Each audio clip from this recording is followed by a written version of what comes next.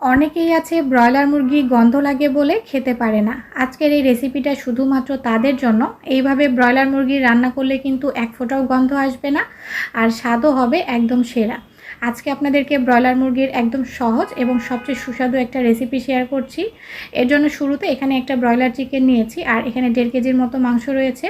তো চিকেনটাকে ভালোভাবে ধুয়ে কিন্তু পানিটা ঝরিয়ে নিতে হবে। আর এখন এর মধ্যে দিয়ে দিচ্ছি একটুখানি লবণ, হলুদের গুঁড়া আর হাফ চামচের মতো শুকনো মরিচের গুঁড়া। সাথে দিয়ে দিচ্ছি এখানে একটুখানি লেবুর রস, আর এই লেবুর রসটা দিলে কিন্তু ব্রয়লার চিকেনের যে একটা এক্সট্রা গন্ধ থাকে সেই গন্ধটা কিন্তু আসে না। তো এই সব কিছুকে বেশ ভালোভাবে মাখিয়ে মাংসটাকে আমি আধা ঘন্টার জন্য রেস্টে রেখে দিব। আর আধা ঘন্টা পর আমি হাফ কাপ তেলের মধ্যে দিয়ে দিচ্ছি পেঁয়াজের কুচি। একদম মিহি করে কেটে রাখা কিন্তু পেঁয়াজ কুচি দিতে হবে। আমি এখানে 1.5 কাপ পরিমাণে পেঁয়াজ কুচি দিয়েছি। পেঁয়াজের পরিমাণটা কিন্তু অবশ্যই একটু বাড়িয়ে দিবেন।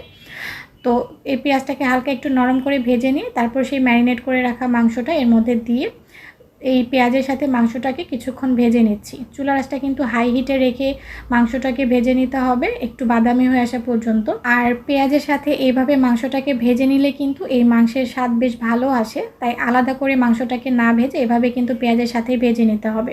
তো মাংসটা ভাজা হয়ে গেলে আমি তেল থেকে মাংসটাকে উঠিয়ে নিচ্ছি, আর বাকি যে তেল আর পেঁয়াজটা রয়েছে এর মধ্যে দিয়ে দিচ্ছি হাফ চামচের মতো গোটা জিরা, দারুচিনি, ছোট এলাচ, তার সাথে লবঙ্গ আর 2টার মতো তেজপাতা।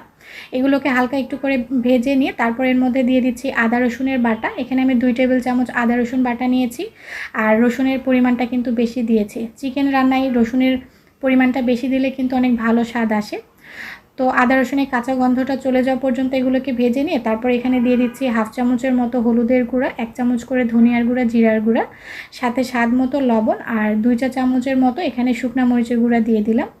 ঝালটা কিন্তু অবশ্যই আপনারা আপনাদের স্বাদ মতো এখানে দিয়ে দিবেন। তো এই মশলাগুলোকে পানি ছাড়াই আমি প্রথমে কিছুক্ষণ একটু ভেজে নিচ্ছি, আর এভাবে পানি প্রথমে না দিয়ে কিছুক্ষণ একটু ভাজা ভাজা করে নিলে এই রান্নার কালারটা যেমন সুন্দর আসে আর রান্নাটা খেতেও কিন্তু অনেক বেশি মজার হয়।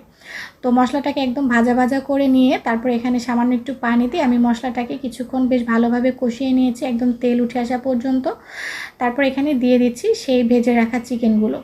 তো এখন মশলার সাথে চিকেনটাকে বেশ ভালোভাবে নেড়েচেড়ে মিশিয়ে নিচ্ছি, আর মেশানো হয়ে গেলে আমি ঢাকনা দিয়ে ঢেকে কিছুক্ষণের জন্য রেখে দিব। ঢাকনা দিয়ে ঢেকে রাখলে দেখবেন যে মাংস থেকে অনেকটা পানি বের হয়েছে, আর এই পানিটা দিয়েই কিন্তু মাংসটা বেশ ভালোভাবে একদম কষানো হয়ে যাবে। তো দেখতে পাচ্ছেন অনেকটা কিন্তু পানি বের হয়েছে। এই পানিটা দিয়ে আমি বেশ ভালোভাবে চিকেনটাকে কষিয়ে নিচ্ছি একদম তেলটা উঠে আসা পর্যন্ত। তারপর এখানে মাংসটা সেদ্ধ হওয়ার জন্য আমি পানি দিয়ে দিব। তো এখানে আমি 1.5 কাপ পরিমাণে পানি দিয়ে দিলাম, আর মাংসটা যেহেতু কষাতে কষাতে প্রায় সেদ্ধই হয়ে গিয়েছে তাই পানির পরিমাণটা কিন্তু এখানে কম দিতে হবে।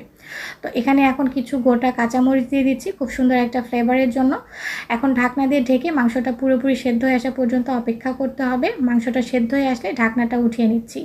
আর এই যে পানিটা আছে পানিটাকে কিন্তু কিছুটা কমিয়ে নিতে হবে। তো পানিটা একটু কমে আসলে এর মধ্যে একটা স্পেশাল মশলা দিয়ে দিচ্ছি, আর এই মশলার মধ্যে আছে গোটা জিরা আর ছোট এলাচ। এগুলোকে হালকা একটু টেলে আমি গুঁড়া করে নিয়েছিলাম। চিকেন রান্নার শেষে এই মশলাটা দিলে কিন্তু অনেক ভালো একটা স্বাদ আসে। তো এই মশলাটা দিয়ে একদম তেলটা উঠে আসা পর্যন্ত অপেক্ষা করতে হবে। আর ব্রয়লার চিকেনে কিন্তু খুব বেশি ঝোল ভালো লাগে না, একটু মাখা মাখা হলেই কিন্তু এটা খেতে বেশি মজার হয়। তো উপরে তেলটা উঠে আসলেই কিন্তু মজাদার এই চিকেন রান্নাটা একদম রেডি। যারা ব্রয়লার মুরগি খেতে পারেন না এইভাবে একবার বাসায় ট্রাই করে দেখবেন। আশা করছি এইভাবে চিকেন রান্না করলে আপনাদের কাছে অনেক বেশি ভালো লাগবে। আজকের রেসিপিটা এই পর্যন্তই। ভালো লেগে থাকলে লাইক, কমেন্ট, শেয়ারের পাশাপাশি আমার পেজটাতে একটা ফলো দিবেন। তো সবাই ভালো থাকবেন। আল্লাহ হাফেজ সবাইকে।